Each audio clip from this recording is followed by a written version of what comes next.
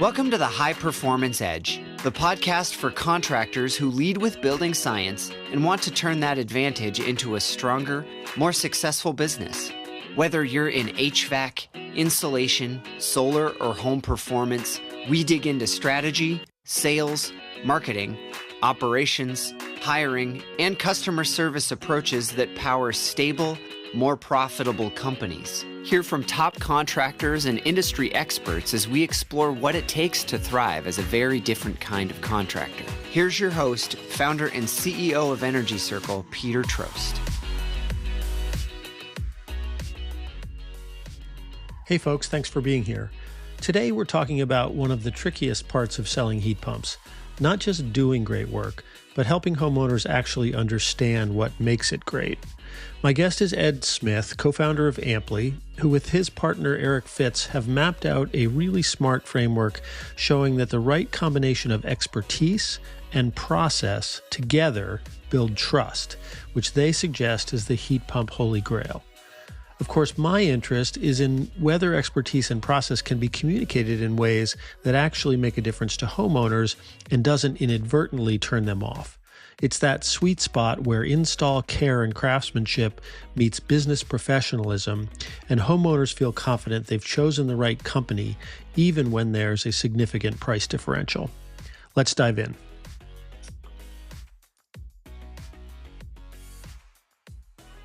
Welcome, everybody. Thank you for being here. I'm excited for today. So a lot of you know Ed Smith from Amply. Those of you who do not, Ed is one of the co-founders, along with his partner, Eric Fitz, of Amply. Amply is software using LiDAR technology for dimensioning buildings, producing a very, very fast and efficient manual J, and generally supporting a process of a more engaging proposal. Why I wanted to have Ed on today is that he and Eric co-wrote a blog post recently that I thought was just very important in the overall discussion that we've been having for a long time about how quality contractors, high performance contractors differentiate themselves. And the name of this post was "Stop Competing on Price, Start Winning on Trust: The Heat Pump Business Model Matrix." And so in that post, they posed this concept of a matrix, and just to try to get our heads around it, classic kind of a diagram where on the vertical axis you've got one dimension, and on the other, I'm not gonna steal Ed's thunder here, on the other. And like many of these sort of 4-box or 2x2 kinds of graphs, the goal is the best position is kind of upper right. So those of you can envision kind of what that looks like. So with that, Ed, why don't you sort of walk us through the matrix and explain the thinking behind it, and we can start there. Great, I'm happy to. So the matrix came out of basically our obsession with the question, how do you win without being the lowest priced? That question started when we started Amply 4 years ago. We were serving homeowners, and we were doing these whole home electrification projects that were super like detailed and involved. And we were doing like forecasts for everything you could do, weatherization, solar, everything else. What's the payback period? What's the ROI? And I still, with this like incredibly detailed approach, would like lose to a guy who was 30% lower priced than me on like one line item. And then from that, we kind of started doing our software, and I've now had over 1,000 sales calls with HVAC contractors across the country. And I realized, how do I win without being the lowest price, and how do I stand out from the competition is what everyone is concerned about. And we're on like 40 plus episodes of the Heat Pump podcast. And I just love hearing from these folks. Like, how are you winning? How are you winning? What are you doing? So it's been like and then the last piece is like, we run a business now too, that is selling software, and we're focused on this too. Like, how do we stand out from the competition? How can we be different? How can we win? And so these two things just kept emerging. Jeff Bezos has that line, like, every entrepreneur should focus on what makes their beer taste better. And it's that special sauce. Like, you have to know why you're different and why your beer tastes better. And then everyone still needs to run a business. And Chad Simpson was just on Brian Orr's podcast like the last couple of weeks, and he was talking about his path down like process lane and how he was developing S for everything. And he hired a business consultant, and the business consultant, Chad hired him to write SOPs for Chad. And the business consultant like, no. Like, the important part is you writing them, and everything has an SOP. And Chad's got a binder, and he shares it with people. And so these sorted out into like two pieces for me, which are on our matrix. The two pieces are expertise and expertise is what makes your beer taste better. Like, what makes you different? What are you good at? And are you better than the other folks who walk in that homeowner store? And then process is all the stuff you do to run a good business. And in particular, we focus on like the customer journey, like the homeowner's journey from when they just go to the website for the first time or experience an ad on Facebook, all the way through install and post-install follow-up, like all that stuff. Is it smooth? Is it buttery? Is it delightful? And so as I thought about all the specific tidbits anyone had said on our podcast about like what they're doing to win, they all kind of slotted nicely into two categories, like expertise and process. And so I mapped them out on a 2x2 on an axis. And when I looked at the 4 boxes, I saw the like archetypes or stereotypes of who I hear about all the time. And so in our lower left, so upper right is better. Up and to the right is better. So low and to the left is not better. So low and to the left, where you're low expertise and low price, we call stand in a van. People could call them truck in a truck or Jan in a van or whatever. But this is low expertise and low process, folks who may not even have a price book. And so this is where you hear all the time, contractors like, God, I just lost a bid to a guy who I know is losing money on this job. And that's because they don't have a full understanding of their gross margin. Like, this is where a lot of folks start. And I don't say stand in a van or truck in a truck like negatively. Some of the biggest, baddest, best contractors in the country all started there. But so that's there. So low process, like stand in a van. If we move up to great expertise, but low process, that we call this Stanley Van Gogh, your HVAC artist. This is like a solo operator who is extraordinarily knowledgeable, but like they don't necessarily run a tight ship and they don't have a big team because they're an artist. Each job is this new canvas. And I know both of those folks. Like I've met contractors who are like both of those folks. In the lower right, where you're high process, low expertise, that's where I put private equity, who gets talked about all the time right now in HVAC. They are extraordinary at process, right? The first thing they do is spruce up the website, bring in Service Titan, bring in a price book, bring in a quoting tool, like boom, the process to it gets to the point where like I was, when I ride the subway here in Boston, there's a major private equity owned HVAC contractor has like bought all the ad space on the T, and it's just a QR code. It's like, book your appointment here. Like that's an incredible process. But often it's the expertise is not there. So then the last of the 4 boxes is the upper right. And we called Happy Hal. That is a nod to Hal Smith. I also called it Bold Bryn in a version, a nod to Bryn Cooksey. But in the upper right, you've got high process, high expertise. And what I see there are contractors who win on trust. They're not winning on price. They're not winning on speed. They're winning on trust. And then a lot of folks we talk to are just in the middle, in kind of the muddy middle, where they kind of feel attacked under all its sides. And so that's basically where it came from and what it is. And we've found it to be a very useful thing to talk to our customers and basically how to move into trust. Because if you're competing and winning on trust consistently, I think you're making a healthy margin and you've got a long-term sustainable business. Yeah, I think I wanted to talk a little bit more about that sort of middle piece, which is, but first of all, thanks for not saying that the name you had for the PE guy was PE Peter, for which I am deeply offended, but we'll repair our relationship, Ed. So gradually, I'm sure.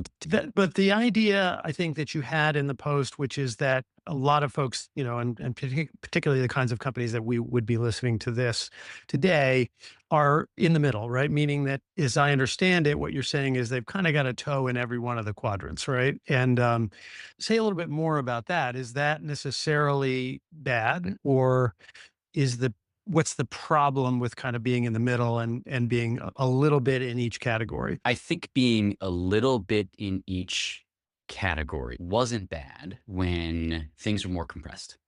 I think over the last 10 to 15 years, the ends have gotten further apart. So if I think about like stand in van, direct to consumer HVAC equipment shipments like weren't a thing 20 years ago, right?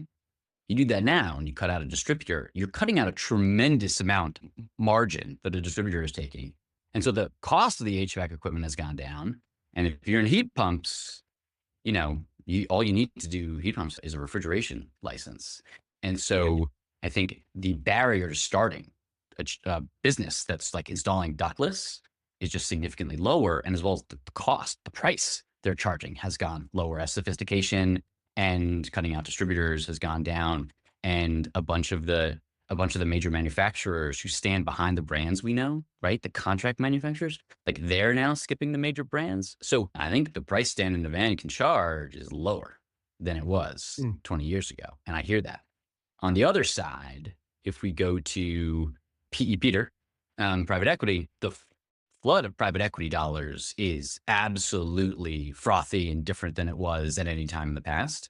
And what's being poured into these companies, the technology that's available, the sophistication, the speed, that is much, much further apart. And so I think the middle has just gotten quite under attack, Stan and Van and PE Peter, in either price or speed.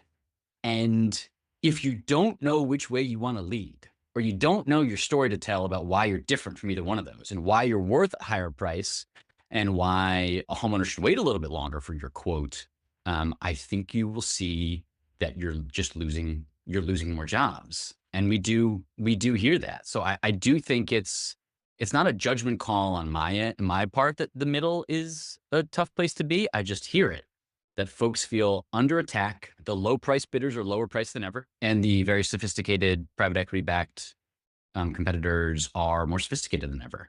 And that makes them both like very difficult to compete with. And if I add one more layer on the expertise layer, a whole bunch is changing in terms of homes and equipment. HVAC equipment is more nuanced and finicky than it used to be, right? The difference between an 80% efficient furnace, and I know we're talking about heat pumps, but like the difference between 80% efficient furnace and 90% efficient furnace, and the amount of like software and that's in these things, like your knowledge needs to be higher. And as states are putting money towards making homes more efficient, like the interplay between the envelope and the equipment, I think is much more nuanced. Like if you go in, Nate Adams talks about this all the time, but if you seal up a home that was meant to breathe, you're going to have moisture problems. And a bunch of people just aren't like thinking about that. And so the expertise piece, I think, has also gotten, you can't be an expert in everything in HVAC anymore. There's too much interesting, nuanced equipment that requires like you to really focus, which is why I think that middle zone can be tricky. Yeah. So I just want to be clear because I think people might be confused about this. Is the sort of Happy Hal kind of trust objective inherently a higher priced model? I think it has the luxury of being a higher priced model if it wants to be. Yeah. It gives you the choice, I think, is the way to say it, right? Gives you the choice. Exactly. Like you can charge a higher margin and defend it because it feels like a different product. It just feels like a different service. Like what you offer is just obviously different from the other 2 or 3 or 4 quotes the homeowner's gotten. Yeah. And I would argue, as we've talked about quite a bit in the past, is that if you inevitably are up against another quote that is substantially lower than your quote, the only way to really win is on this kind of expertise and process kind of trust level. Right. Okay. I guess, let's just talk a little bit more about, based on, I know you arrived at this conclusion because you talked to so many people both on the Heat Pump podcast, so many contractors who probably fit in that category, and also just the kinds of folks that are taking advantage of utilizing the Amply tool in their businesses. So what more can be said about how those kinds of companies are succeeding that have found themselves and kind of moved themselves into that that upper quadrant of expertise and process? It's a great question. So to put it too succinctly, and then I'll probably unpack it a little, like they've got expertise that just absolutely feels specific and different. The homeowner gains a tremendous amount of comfort from interacting with the happy house of the world, because they're just like, this is someone who is they're going to solve my problem, right? It's clear they're going to solve my problem. And on the process side, they've put in place an experience for the homeowner where the homeowner feels like they know what's coming next. It feels professional. It feels prompt. Their questions are answered right when they have them or right before they have them. It feels smooth. It's not I made an appointment and they ghosted me and they didn't show up, but they showed up 4 hours later. Like to paint the sort of other extreme. So they're very good at their expertise is exceptional, and their processes doesn't have to be private equity level, but the process is just darn smooth and clear. If I double click into it, we have this trust checklist that has a list of 20 items, but I'm not going to go into all of those. I'll just summarize a couple. Some of the things I've noticed is that folks who are in that quadrant have chosen. They have chosen a place to focus, and then that means they've chosen things to not focus on. Like I think of Bryn Cooksey and his focus on test in and test out. I think of Kevin Brenner. Now I'm just like saying folks who have been on our podcast, but like these are where the insights came from. Like Kevin Brenner's focus on healthy homes. Chad Simpson's focus on Measure Quick, the ACA certificate, that experience, like that is a massive differentiator. SumZero, one of my favorite companies here in Massachusetts, they just focus on heat pumps. But in doing that, that means they've chosen places where they're not going to do things, right? Mm-hmm. So they can go deeply expert on the areas they are. So that's thing one. Thing two is from that, they know who is and who is not their customer. David Dehar up in Minneapolis was one of the best articulations of this, but he just listed off. He's like, I don't do furnaces. I don't do boilers. I don't do service. I don't do emergency. I don't like, he just went through all the things that he doesn't do. And so he knows who his customer is, but he also really knows who is not. So they've taken that, like, what are my services? What I want to focus on, and translated it into an ideal customer. Who do I want to serve and who do I not want to serve? And then the third thing I have found that was super counterintuitive to me, because PE is so successful in winning on speed.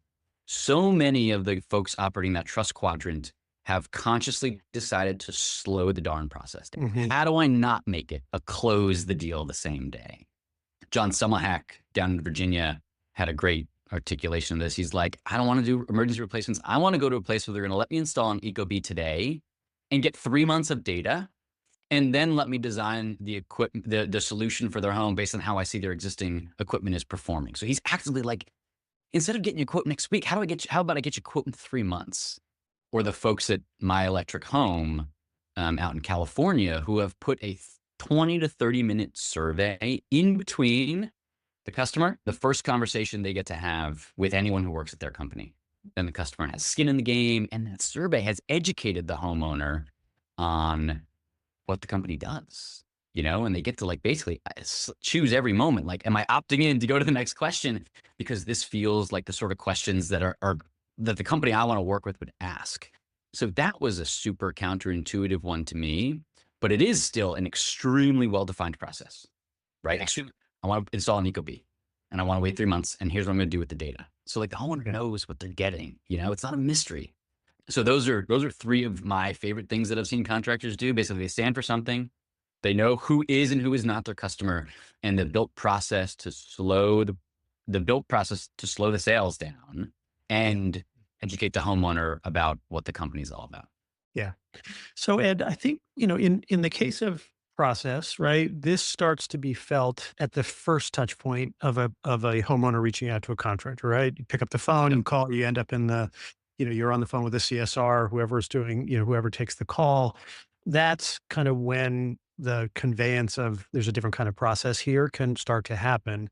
In the case of expertise, we do our best, obviously, in kind of websites to convey that we are different in the sense of we have certifications and we do training and we do these things. But generally speaking, expertise isn't really felt until somebody walks through the door and pulls some tools out of their, out of their toolbox and starts to show them we're doing this in a kind of a different way. Of course, where I live, where Energy Circle lives is in everything upstream, right?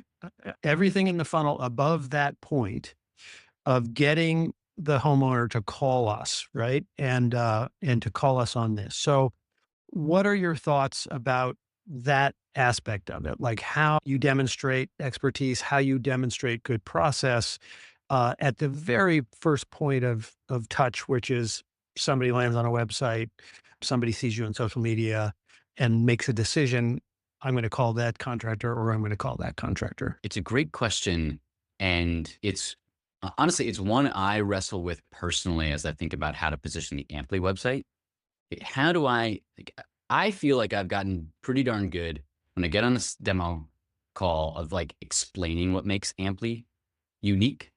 Yeah. And as you know, since we are working together on this right now, I think our website does a C- of that. And I've kind of seen that for a lot of contractors too. Like, I'm amazed at I go to a contractor's website. I can go to a contractor who I know is not terribly differentiated or not operating the trust quadrant. And I can go to a contractor's website who is operating the trust quadrant and they look like I can't tell the difference. Yeah. And so I've been wrestling with this one quite a bit. Yeah. And I don't think the answer is put on a whole bunch of intimidating building science jargon. Like, I don't think that's it. I'm trying out an answer on you, Peter. Like, I've never uttered these words out loud before, so tell me what you think. But one of our recent episodes was with Mike Townsend, who runs Veteran Heating in Colorado, and he's awesome. And it's his third HVAC company, and he's trying to solve all the problems in the last two, right? Like, how to find just build it so I don't have any of those problems. And he has talent, was always a big issue. And one of the ways he is getting exceptional talent is with his videographer and video marketing agency. He filmed a bunch of videos where he's just staring down the barrel of the camera saying what makes Veteran Heating Cooling a different kind of place to work, why they should want to work there. And then they put it on Facebook and Instagram. They geotag it around their competitors' offices. They geotag it around the major distributors in the area. And they have been inundated with applicants. And he's had to shut it off. Mm. I know there's a lot of websites that have the owner talking about the company, but I'm not sure I've ever seen one that in 45 seconds or less really hits on what makes them unique and different and why a homeowner should choose them over someone else. And I feel like that's missing from our Amply website too, to be perfectly honest. So like as we work on our website refresh, like I want to do something like that. But I think that needs to be on an HVAC contractor's website too. And if you can't have a 45-second articulation of what makes you unique and why the right customer would choose you, then like I don't think you have a handle on why you should win. And I say this with a decent amount of humility because it took me like 12 months to like really get good at explaining that for Amply. And I do like 10 demos a day. So like it is hard, but I think it's like the core challenge to overcome. And then the website should kind of be built around that 45-second answer. Yeah. Yeah. No, I agree. And I obviously asked you the question that is sort of, in some ways my sole reason for existing on the planet, which is to figure out this answer, right? Of how we get the calls that to us. And I've always been a very strong advocate of describing your process because people enter into the relationship with a contractor from a position of worry and concern that it isn't going to go well. That's just sort of generally it. And so you can be clear about this is what happens first. This is what happens second. This is what happens third. This is what happens fourth. And at every stage, Mrs. Homeowner, you're going to be able to kind of choose to move on. That I think goes a long way. How we demonstrate expertise in a way that is understandable to homeowners is our big challenge. And at Energy Circle, we call it the "they just don't know" gap, which is that all of us realize this, but we've put a really sort of fine point on it that homeowners don't know the difference between truck and a truck.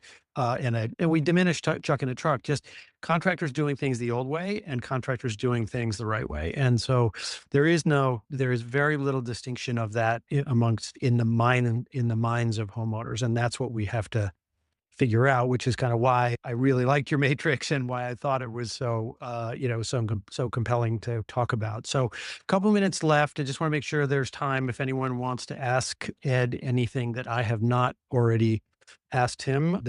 We got a couple minutes left. While that may or may not happen, Ed, what else would you like to add to this kind of overall discussion? There is, Ed mentioned there's a trust checklist called the Trust Checklist. It's on the Amply site. You can go and download it. It's got a whole list of things, relative in the expertise category, a whole list of things in the process category. So I would encourage everybody to go get that. What else in our final moments? Yeah, I'm open to any questions. As you were saying that, Peter, it brought to mind, like, you don't want to intimidate homeowners and have too much like process and kind of drown them in all that. I've become more and more obsessed with like how you show people rather than tell people these important sorts of things. And two examples came to mind, one from our first and one from our last podcast. The first one was with Matt Scott, who runs Dave's Roll in Massachusetts. And as he was getting his business off the ground, he offered a 2-year money back guarantee on the systems he installed. Mm-hmm. And his rationale was he wanted to prove to Maine-based homeowners he stood by what a heat pump could do in the winter. And the reason he offered 2 years was because he was like, maybe we have a mild, so I want to give you 2 years so we're going to stand through any Maine winter. And then we just had Tim DeStasio on, who offers, when he does his soup to nuts evaluation, he does a 90-day no breakdown guarantee. Like, nothing will happen to that system in the next 90 days, I'm sure of it. That is just no one else is doing that in his market, a highly humid market. How do you show but not tell that you're different? And if you've chosen an area and your expertise is high and you're willing to stand by what you can do, what level of promise are you willing to give for that sort of thing? I don't know. That's a provocative question. I'm not saying everyone should do that. I'm just sort of musing out loud. How do you show but not tell that you are different? Well, a guarantee obviously is a way to put your money where your mouth is in the category of expertise, right? We so trust ourselves and our process and our knowledge that we're willing to guarantee it in some fashion. Cassandra, I see your face, and that might indicate that you have questions for us, but we're close to time, so fire away. Of the ones that came through, one that stuck out to me was somebody asked if they realize that they're in the middle, what's one practical step that they can take tomorrow or in the near future to start moving towards a more focused and successful model? Great question. I'll give an easy one and a spicy one. The easy one is like, sign up for an online training to raise your expertise. Do an ACA Manual J course, Manual D, do anything by the National Comfort Institute, by BPL, like do something to raise your level of expertise. And there's all these online trainings. You don't have to fly anywhere, and they're very good. So that'd be one thing. A hard one would be writing down who is your target customer and who is not your target customer. Yeah. The idea that you would have a customer who you said no to, which honestly, Peter, you're such an extraordinary example of that, because you said no to Amply when we were starting out and trying to be a high performance contractor, and like we just weren't there. That takes cojones. So that would be a harder one that I think, to get really specific on would be hard, but it'd be super valuable. Yeah. I'm a big fan of that. And there's very direct ways to say that, and there's sort of less direct ways. I always like the question of, are we the right company for you? Right. And, a short statement or two on your website about what defines the kinds of customers that are the best fit for you can go a long way to addressing that, without necessarily being like a Heisman that scares, too many people away. Ed, thank you so much. Fantastic job on this, on writing this and sort of fleshing out this whole concept. I would just encourage everybody to go to the Amply website. It's the most recent blog post on their blog, and that's amplyenergy.com. Am I correct? Amply.energy. Amply.energy. Pardon me, and check it out. But it's a great contribution to this overall discussion, and I really appreciate you coming on. And thanks for being here. Thanks for having me. The High Performance Edge podcast is brought to you by our company, Energy Circle, the marketing agency that for 15 years has served the most successful high-performance contractors in the country. Curious about whether we might be a good fit for your marketing and website needs? It begins with a no-obligation, no hard sales discussion of your business and goals and an honest assessment of whether we can make an outsized impact on your company. Check out energycircle.com or email me directly at peter@energycircle.com.